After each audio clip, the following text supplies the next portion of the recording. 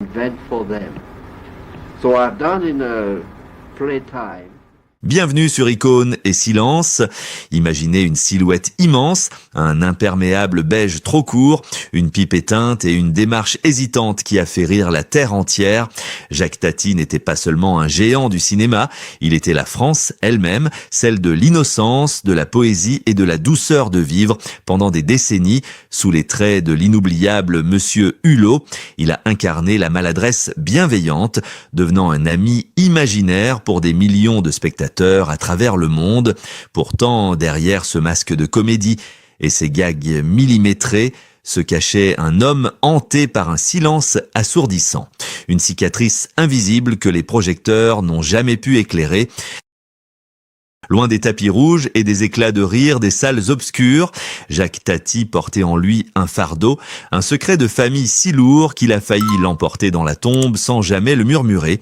Quelques jours avant de rendre son dernier souffle, alors que la maladie l'affaiblissait et que le monde du cinéma l'avait déjà à moitié oublié, l'homme au chapeau mou n'a pas convoqué la presse à grand bruit, il n'a pas crié sa colère contre l'industrie qu'il avait ruinée, il a fait ce que font les grands artistes brisés, il a transformé sa douleur en une œuvre ultime. Il a laissé derrière lui un scénario, un manuscrit poussiéreux intitulé L'illusionniste, qui n'était pas une simple comédie, mais une lettre d'excuses déchirante. Ce scénario était une confession codée, adressée à une ombre, à une enfant qu'il n'avait pas eu le droit d'aimer au grand jour. Comment l'homme qui a incarné la gentillesse absolue à l'écran a-t-il pu commettre l'irréparable dans sa vie privée ? Qui était cette fille de l'ombre que la prestigieuse famille Tati-Chef a voulu effacer de l'histoire? Et pourquoi ce génie perfectionniste a-t-il fini sa vie ruiné, dépossédé de ses propres films, seul face à ses regrets? Aujourd'hui, nous ouvrons le dossier interdit.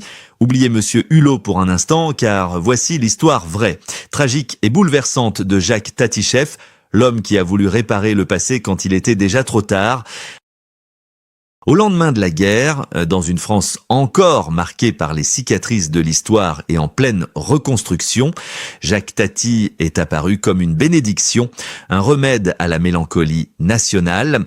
Il a apporté au cinéma une poésie muette que l'on croyait disparue depuis l'ère de Charlie Chaplin, avec des chefs-d'œuvre comme Jour de fête et surtout Les vacances de Monsieur Hulot, sorti en 1953. Il a imposé une silhouette dégingandée, une pipe toujours à la bouche et ce fameux imperméable beige qui semblait flotter autour de lui comme une armure de maladresse. Il n'était pas seulement un acteur comique, il est devenu le symbole d'une humanité douce, une forme de résistance poétique face à un monde moderne qui devenait de plus en plus rapide, bruyant et mécanique. La consécration ultime est arrivée en 1958 avec Mon oncle. Ce film n'était pas simplement un succès au box-office, c'était un phénomène culturel qui a traversé les frontières, propulsant Tati au rang de génie absolu. Hollywood s'est incliné devant lui en lui décernant l'Oscar du meilleur film étranger et la critique internationale l'a porté au nu. À cet instant précis, Jacques Tati était intouchable. Il était l'ambassadeur du rire français, celui qui transformait le banal en extraordinaire. Le public voyait en lui un grand enfant, un être pur et innocent, incapable de faire le mal. Cette image d'ange maladroit, il l'a cultivée avec un soin jaloux, car elle était son bouclier contre la réalité. Mais ce que les spectateurs émerveillés ignoraient, c'est que derrière cette légèreté apparente se cachait un perfectionniste maniaque, un artisan obsédé par le contrôle absolu. Tati ne laissait rien au hasard, où il pouvait passer des semaines à chercher le bruit exact d'une balle de ping-pong ou le grincement parfait d'une porte. Cette exigence artistique qui faisait sa force allait bientôt devenir sa plus grande faiblesse. Plus son succès grandissait, plus l'écart se creusait entre l'homme public, adoré de tous, et l'homme privé, muré dans ses contradictions. C'était là tout le paradoxe cruel de son existence. La France entière l'appelait affectueusement « mon oncle », le voyant comme le protecteur idéal des enfants, celui qui comprenait leurs rêves mieux que personne. Quelle ironie dévastatrice quand on y pense, alors qu'il faisait rire les enfants du monde entier, une part de lui restait fermée à double tour, Il était devenu le père spirituel de toute une génération, tout en portant le poids d'une absence qu'il avait lui-même orchestrée au sommet de sa gloire. Alors que les flashs crépitaient et que les invitations pleuvaient sur son bureau, Jacques Tati semblait avoir tout conquis. Pourtant, c'est précisément à cet instant, aveuglé par cette lumière éclatante et persuadé que rien ne pouvait l'arrêter, qu'il a commencé à bâtir, pierre par pierre, le piège monumental qui allait se refermer sur lui et engloutir sa fortune. Pourtant, la lumière des projecteurs projette toujours une ombre, et celle de Jacques Tati était aussi longue et sombre que sa silhouette était lumineuse. Pour comprendre la blessure originelle, il faut remonter le temps, bien avant les Oscars et les tapis rouges, jusqu'aux années sombres de l'occupation.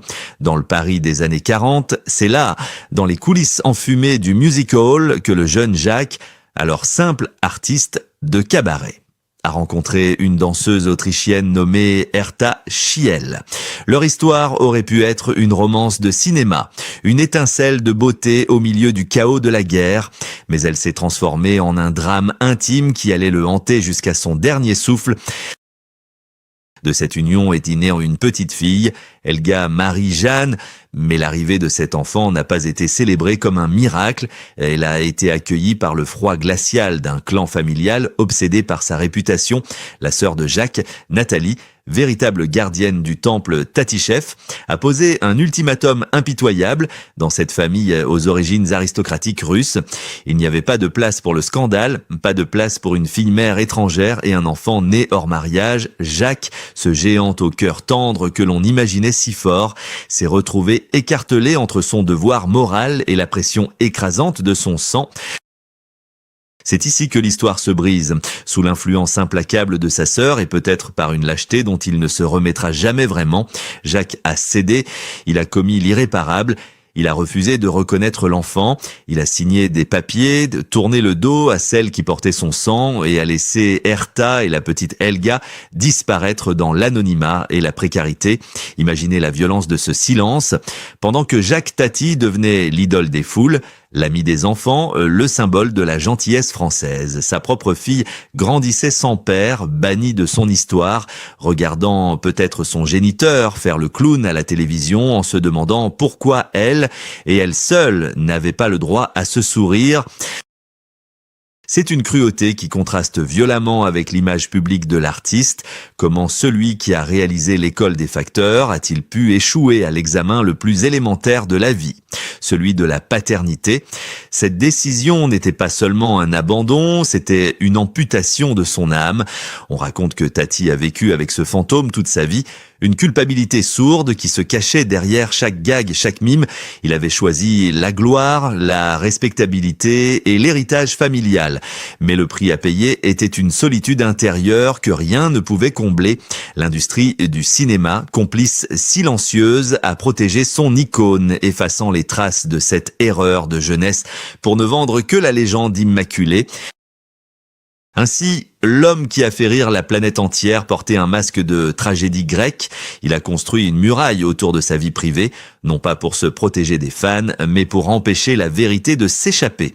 Mais le destin a un sens de l'ironie féroce. Alors qu'il pensait avoir sécurisé son avenir en sacrifiant sa fille, Jacques Tati s'apprêtait à commettre une seconde erreur, cette fois-ci artistique et financière, qui allait lui coûter tout ce qu'il avait amassé.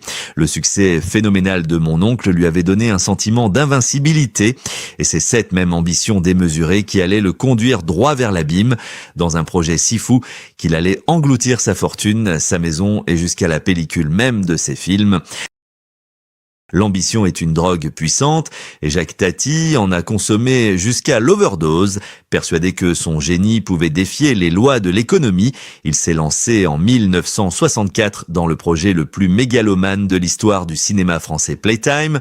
Ce n'était plus un film, c'était une folie pure. Tati ne voulait pas de décor en carton-pâte, il voulait du vrai. Alors, à la périphérie de Paris, il a fait sortir de terre une ville entière, surnommée Tativille. du béton, de l'acier, des immeubles de verre, des escalators fonctionnels et même un système de chauffage central pour des rues artificielles. Il a englouti sa fortune personnelle, hypothéqué sa maison familiale de Saint-Germain-en-Laye et mis en gage tous ses succès passés pour bâtir ce monde futuriste gris et froid. Mais le rêve s'est fracassé contre la réalité. À sa sortie en 1967, le public, dérouté par cette œuvre immense et impersonnelle, où Monsieur Hulot n'était plus qu'une silhouette parmi d'autres, a boudé les salles, le silence dans les cinémas était assourdissant. Ce fut un désastre commercial absolu. Les banques, ces institutions sans visage que Tati avait tant moquées dans ses films, ne lui ont fait aucun cadeau. La sanction fut immédiate et brutale, la liquidation. En un instant, l'homme qui avait fait rayonner la France a tout perdu. Sa maison a été saisie, ses biens vendus aux enchères, et il s'est retrouvé à la rue, ou presque, ruiné par sa propre vision de la perfection. Le coup de grâce, cependant, n'était pas la perte de l'argent, mais la perte de ses enfants de celluloïd pour rembourser ses dettes colossales. Les huissiers ont saisi les droits de ses films précédents. Jour de fête, les vacances de Monsieur Hulot, mon oncle, tous ces chefs-d'œuvre ne lui appartenaient plus. Imaginez la douleur d'un créateur dépossédé de son âme, obligé de voir des étrangers décider du sort de ses œuvres.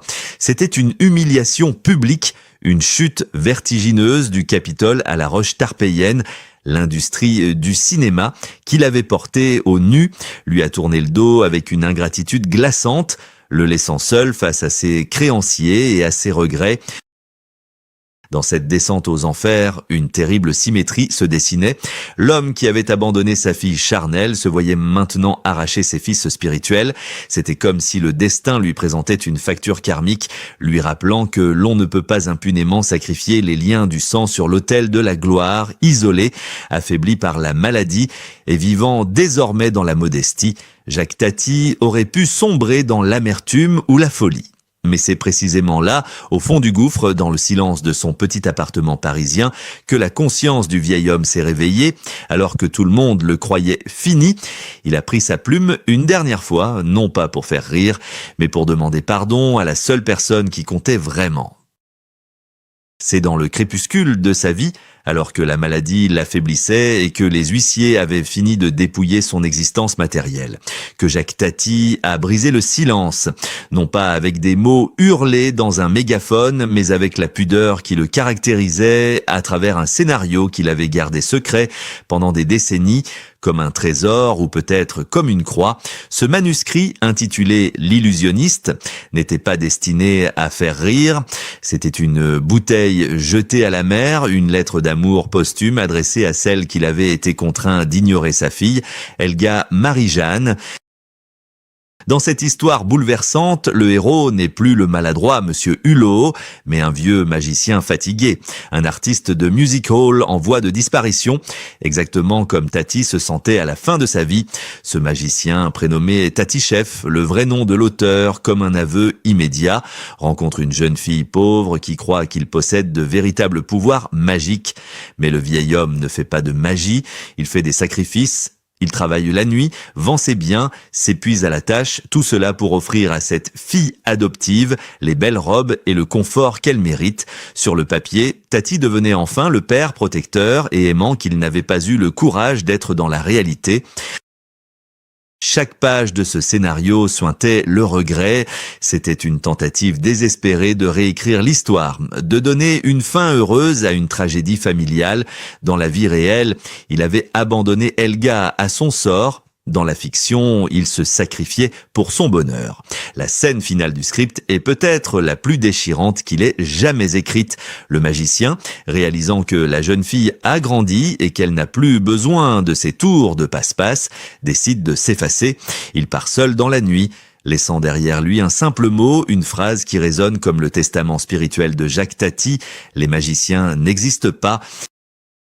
Quelle terrible lucidité! Par ces quelques mots, l'icône du cinéma avouait son impuissance. Il disait au monde, et surtout à sa fille cachée, qu'il n'était pas un héros, pas un sorcier capable de changer le passé, mais juste un homme faillible, un vieil homme triste qui avait échoué. Ce scénario n'a jamais été tourné de son vivant. Il est resté dans un tiroir comme une preuve accablante de son amour inavoué. C'était sa manière à lui, silencieuse et artistique, de demander pardon, d'espérer qu'un jour, bien après sa mort, Elga lirait ces lignes et comprendrait que, même dans l'absence, même dans le déni imposé par sa famille, elle avait toujours été sa muse secrète, l'inspiration invisible de sa mélancolie. Lorsque Jacques Tati s'est éteint en 1982, il pensait peut-être que ce secret mourrait avec lui. Il ne se doutait pas que ce scénario referait surface des années plus tard, révélant au grand jour la blessure qu'il avait si soigneusement dissimulée sous son imperméable beige. La découverte de l'illusionniste a forcé le monde à revoir l'œuvre de Tati sous un jour nouveau. On ne riait plus de la même façon devant ses gags. On y voyait désormais la tentative désespérée d'un homme de communiquer avec une enfant perdue, transformant chaque rire en une larme retenue. Le clown triste avait enfin tombé le masque, révélant un visage baigné de regret. L'histoire de Jacques Tati n'est pas seulement celle d'une star déchue ou d'un père absent, c'est le miroir brisé de la condition humaine face à la gloire. Elle nous force à poser une question inconfortable mais nécessaire. Quel est le véritable prix du génie? Peut-on offrir au monde entier des trésors de tendresse tout en étant incapable d'en donner à ceux qui partagent notre sang? Jacques Tati a passé sa vie à construire des villes imaginaires et des personnages inoubliables. Peut-être pour fuir une réalité trop lourde à porter, il a fait rire des millions d'inconnus pour étouffer le cri silencieux d'une seule personne qu'il avait laissé derrière lui. Aujourd'hui, alors que les rires de mon oncle résonnent encore dans nos mémoires, nous ne devons pas juger l'homme avec sévérité, mais avec compassion, car derrière l'imperméable de Monsieur Hulot, il n'y avait pas un monstre, mais un homme faillible, pris au piège des conventions sociales d'une autre époque et de ses propres peurs. Son héritage est double, une œuvre cinématographique éternelle qui célèbre la simplicité et une leçon de vie brutale sur l'importance de la vérité. Il nous a appris à ses dépens que les applaudissements ne remplacent jamais une étreinte et que les chefs-d'œuvre ne suffisent pas à réparer les cœurs brisés. En fin de compte, Jacques Tati ne cherchait peut-être pas seulement la perfection artistique, mais une forme de rédemption impossible. Chaque gag, chaque sourire à l'écran était peut-être une lettre d'excuse envoyée à l'univers. Alors, la prochaine fois que vous verrez sa silhouette maladroite traverser l'écran, ne voyez plus seulement le clown génial, voyez aussi le père imparfait qui, à travers la magie du cinéma, essayait désespérément de dire « je t'aime » à une ombre. C'est là toute la beauté tragique de son existence. Il a fallu qu'il perde tout pour qu'il retrouve, enfin, dans le silence de ces derniers jours, l'essentiel. Et merci d'avoir plongé avec nous dans cette histoire bouleversante sur Icônes et Silences. Si ce récit vous a touché, si vous pensez que la vérité mérite d'être racontée avec nuance et respect, n'oubliez pas de vous abonner et d'activer la cloche pour ne manquer aucun de nos prochains portraits. Partagez cette vidéo pour que l'histoire de Jacques et de sa fille ne soit plus jamais un secret. Dites-nous en commentaire, pensez-vous que l'art peut excuser les erreurs d'une vie? À très bientôt pour une nouvelle histoire, là où les légendes rencontrent enfin la vérité.